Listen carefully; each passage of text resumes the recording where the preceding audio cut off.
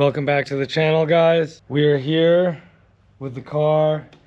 For some reason the engine's still out. I don't know what happened. It's been like a month. We missed Atlanta round. We just can't seem to get this back in the car. That's it for today. Thanks for watching. See you later. No.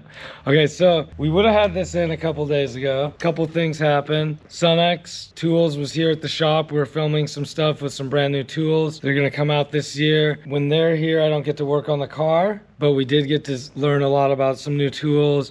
I made some cool videos for you guys. SunX has those videos though, so if you want to learn more about it, you're gonna have to keep an eye on what SunX Tools is up to and see their new toolboxes, some other stuff they have going on. But in the meantime, after they left and it was time to put the engine back in, we had an issue over here with our trusty Toyota forklift, which is basically one of my favorite tools to own ever because it's always there, helping hand, and it's effortless for this guy. But the ram decided to leak fluid everywhere. When I mean everywhere, it was like a puddle like this big within like half hour. And I had an outgoing shipment ready to go, someone getting a short block and some other stuff. Then I go over to look like when it's time to load the pallet, and I'm like, oh my gosh, and there's just fluid everywhere. Not that far off from what you guys see here. There's a lot of rags here, but what happens is, I don't know, this guy's like, I think he's a 2007 or 8 model, so 2007. So like after a while the seals get brittle, and there's a thing called a wiper on like the ram. Pretend this is the ram. There's like, it literally looks like a front main seal or a crank seal will go right here as the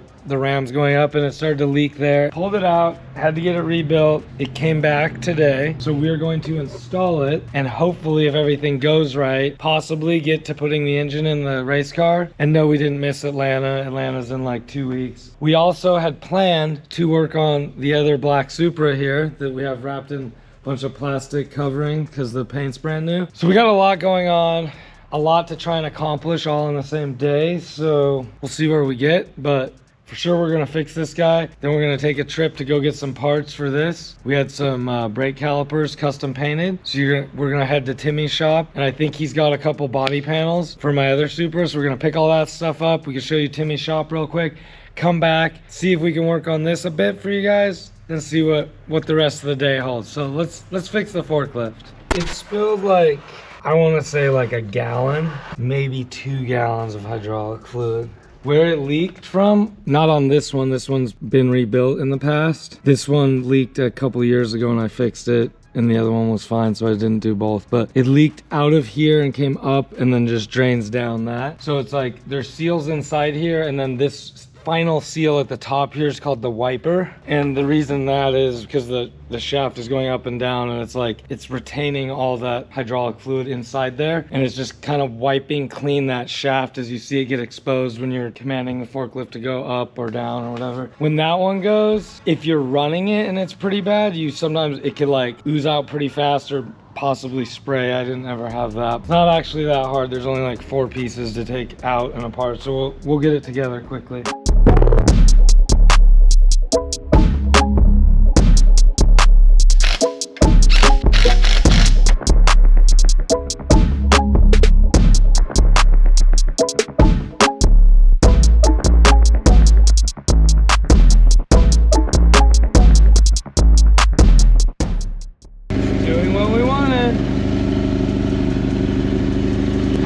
Least resistance.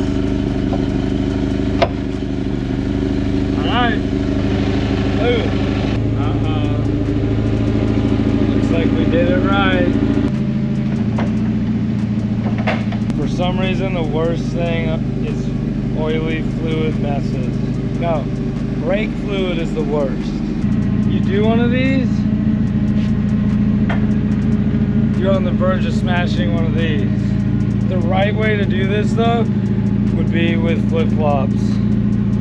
Today, unfortunately, I don't have my flip-flops on. Next time I will though, okay guys? It's not fully to 60, but we're all the way down. I never cycled it all the way to the top. Kind of would have to go out of the building, so maybe I'll go out of the building, go all 3 stages. It's a triple stage, triple mast or whatever. We'll go outside, do that, come back down. I'll probably be closer to 50, which you're good there. And looks like we fixed it.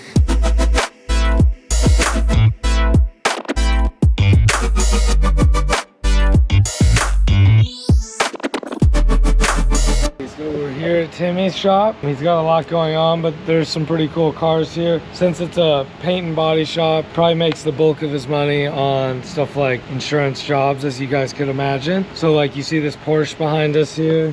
He does paint really good, and oh, here's a cool project, huh?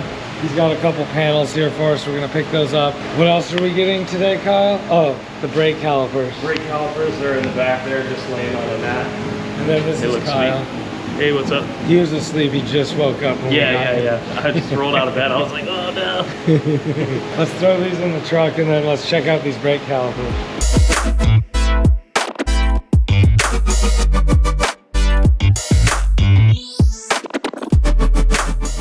These are big brakes from a Jeep SRT8. This isn't a crazy big representation of how large these brakes actually are, but they came off an SRT8 Jeep. There's brackets to make them work on a Supra. Against my body, it's all right. These are the rears. What the heck?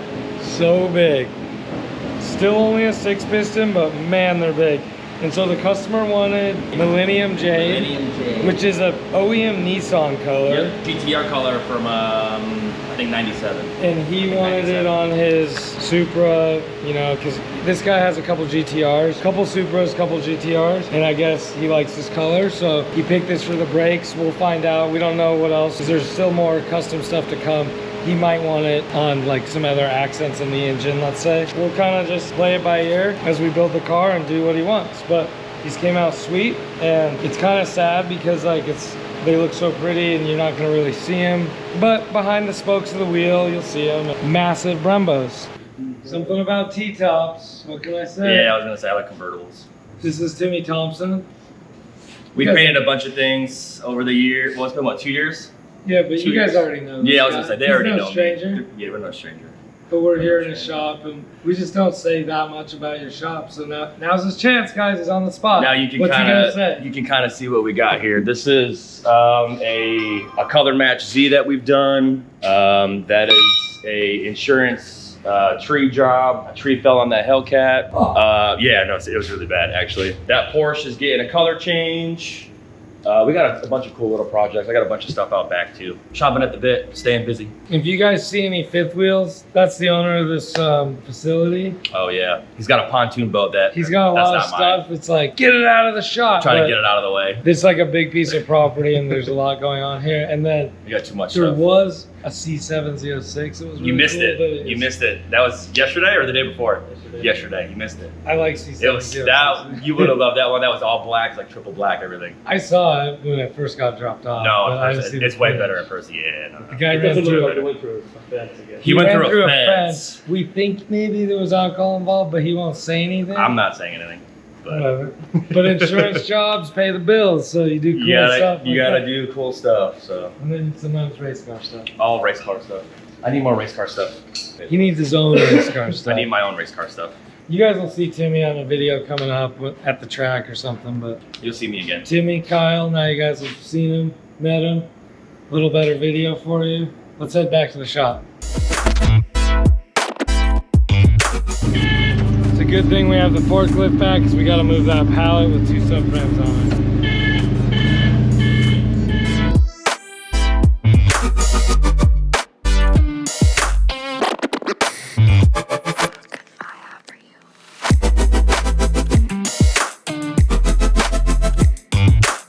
So what we're gonna do first is we're gonna load those calipers with the pads, and then we're going to bolt them on to these brackets that are already on the spindles for the Supra. Probably get the rear subframe out of our way, and we will get the pallet out of our way and use just the forklift to install front subframe. I don't think we can use the forklift looking at it. There's not enough space, so we'll find another way to get the rear subframe in with some SunX jacks and stuff like that, and we'll get that installed. This will kind of be like a big stepping stone for that car because been waiting on parts. Obviously, race car got in our way, but it's kind of been done from paint for many months, and it'd be nice to make progress on it. Also be nice to see if we can get this car to be a roller that we could steer, so we'd have to get the steering column in and like the dash bar, stuff like that. So we'll work and see what we can accomplish today. Least we'll do is get these subframes in with some calipers on them. So I'm gonna put the pads in here.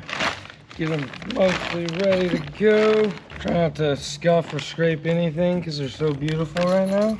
When we did the paint that the customer wanted, we didn't have to take them fully apart, as you can see.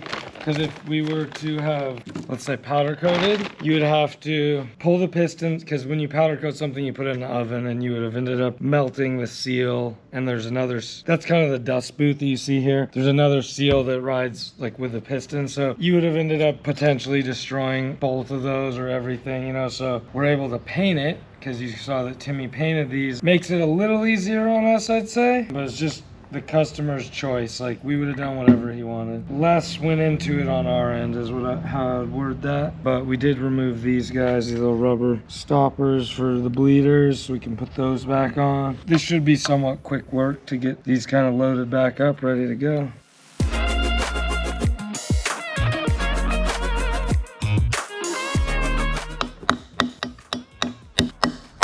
Okay, that kind of hurt it deadhead there. So that's what we're looking for.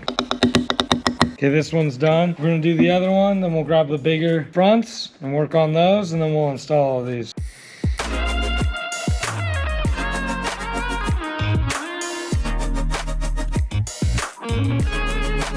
So we started with the rear, because in a way, the rear should be easier. It's tight, it's mostly aligned and everything. I think I'm gonna throw the brake lines on. They supplied brake lines, front and rear. So while we're here, I'll just put the left and right on with the banjo bolt and the crush washers. Later, we will connect this to the tab on the chassis, and then I'm gonna build every brake line throughout the car. I'm gonna build every hose in the whole car. These came with the brake kits, so we're gonna use them, but everything else I'll make on the crimp machine over there with XRP stuff. So we'll install these guys, then move that rear subframe out of our way, do the front, and then we'll put the front subframe in the car.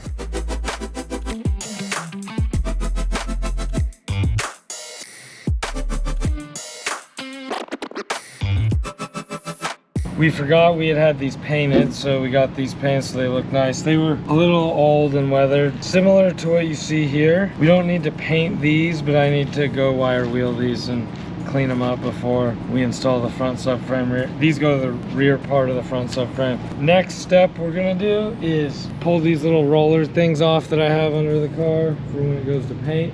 Then we'll see if we can get this front subframe in the car. I think that's it. Yeah, the brakes went on pretty good. Let's get the subframes in, see how far we can get.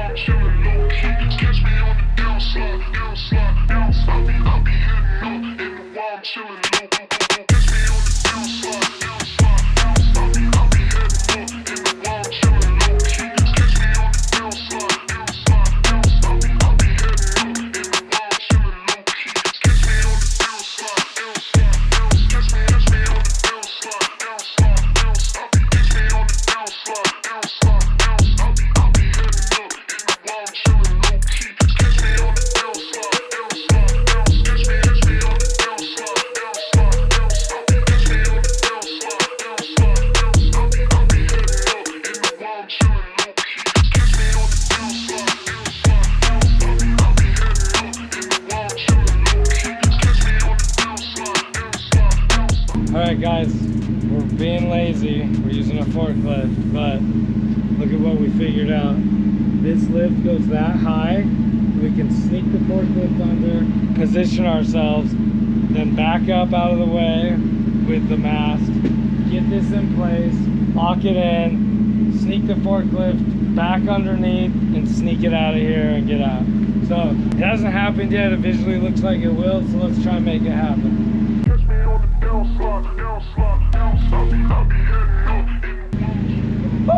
Wow. Okay, so should work. No, it might not. We can slide this. No, but it's not gonna work because of this. Second idea.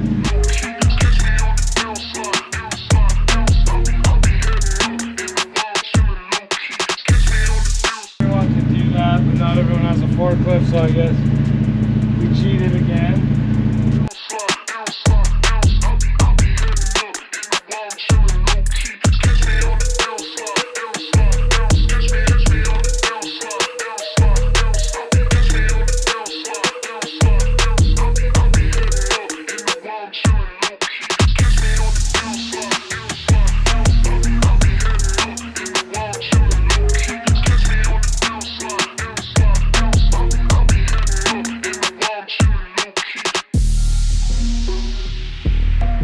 So we're gonna end here today on the Supra.